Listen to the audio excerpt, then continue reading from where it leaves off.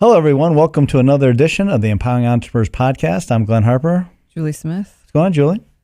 Been a bit since we've been in these seats. Couple weeks. Life keeps happening. You got some hurdles we got to overcome, and here we are. Just like everybody else, there's always a little pothole in the road you got to navigate through. Which brings me to our topic of today. Oh, what do tell? Is bigger better or better better? As far as the context. Well, growing and scaling a company. Your business, yeah. Okay, I wasn't talking about your hair. I know. If I had my mullet, I'd be in. No, I think that's a great question because it seems to me that everybody always says you got to take your business and scale it and grow it to this monstrosity of a company. And the question is, well, should we even do that or not? And so I always ask the question back to our clients: is bigger better or is better better? You just stole that from me. I know, but it's the question, right? Is it better to be a better company, more profitable, less time involved, more profitable clients, or is it better to be this massive company that is just keeping you up all night and doing all the things to? But I don't necessarily think that sometimes when people go bigger, they figure out how to do it without staying up all night, right? Well, just to be devil's advocate over here. Of course you are. That's what you do.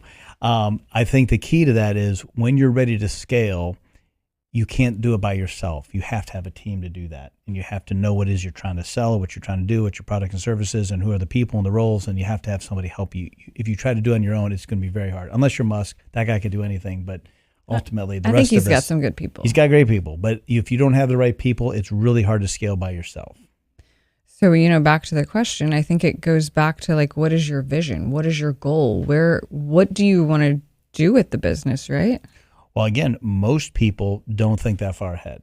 They're trying to do this task, they're trying to do their job, they're trying to service their client, and they're not thinking, is this what I want to be doing a month from now, 5 months from now, a year from now, 10 years from now? It's really hard to project that out because they're just trying to get through the day to solve those tasks at hand and solve those problems. So how does one decide? You got to have some quiet time. You got to separate yourself from the business, go on top of the mountain, chill out, and try to do that deep thinking and decide what is it that I want this company to be. Do I want it to be this big monstrosity? Do I want to run this multinational organization? Or do I want to just have a nice little boutique little thing and make things happen at the small level that I'm doing? And once you decide that, it's easy to come back and implement it. So what questions do people ask themselves during this quiet time to get to that, answer? Well, again, the hard part is you're listening to the noise out there telling you what you should be doing, and then you have to get to your true self to figure out what is it that you really want to be doing, what makes you happy, what gives you the most joy, satisfaction, what makes you get up in the morning. And most of the time, what makes you happy is not what everybody else is telling you should do. So you have to go figure that out. That's the algorithm you got to solve. That noise, it's loud, especially in today's society. Well, you can be judged so quickly from social media, your peers, colleagues, family, everybody, that if you make one wrong move, you're going to be judged. So it's hard to just put it out there and say, this is what I want to do, and go do it. And those people, we all know, are the most successful people ever. They're the happiest. They're being the most productive. They're living their best life. And it doesn't matter. Again, it could be just to have one client do one thing or have hundreds and thousands of clients. It doesn't matter. Once they figure it out, they're the happiest people. Sounds like we all need to book a trip to the mountains or the beach or something and have some quiet time and not the beach. Figure this out. Too many distractions. You have the sand, it's sunscreen. You really got to go to the mountain because there's really nothing to see but just openness. It's really the place to be. All right.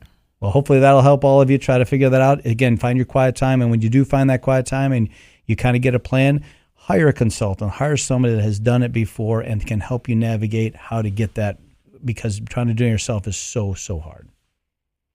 There you have it, another edition of the Empowering Entrepreneurs Podcast. I'm Glenn Harper. Julie Smith.